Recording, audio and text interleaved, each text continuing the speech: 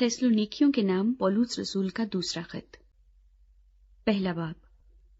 पौलुस और सिलवानुस और तीमुथियुस की तरफ से थिस्सलुनीकियों की कलीसिया के नाम जो हमारे बाप खुदा और खुदावंद यीशु मसीह में है, फजल और इत्मीनान खुदा बाप और खुदावंद यीशु मसीह की तरफ से तुम्हें हासिल होता रहे। मसीह की आमद पर लोगों का इंसाफ।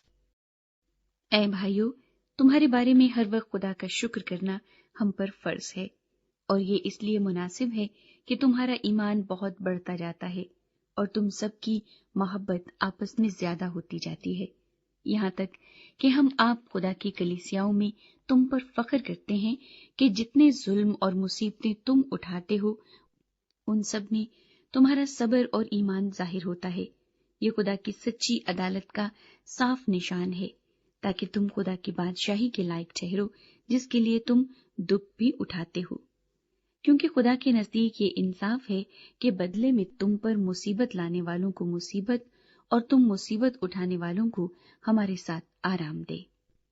जब खुदावंद यीशु अपने कवि फरिश्तों के साथ भड़कती हुई आग में आसमान से जाहिर होगा, और जो खुदा को नहीं पहचानते और हमारे खुदावंद यीशु की खुशखबरी को नहीं मानते उनसे बदला लेगा।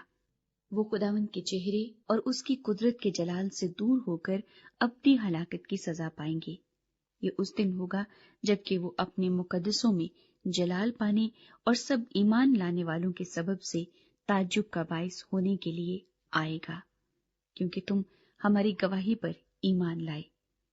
इसी वास्ते हम तुम्हारे लिए हर वक्त दुआ भी करते रहते हैं कि हमारा खुदा तुम्हें इस बुलावे के लायक जाने और नेकी की हर एक ख्वाहिश और ईमान के हर एक काम को कुदरत से पूरा करे, ताकि हमारे खुदा और खुदावंद यीशु मसीह के फजल के मुआफिक हमारे खुदावंद यीशु का नाम तुम में जलाल पाए और तुम उसमें।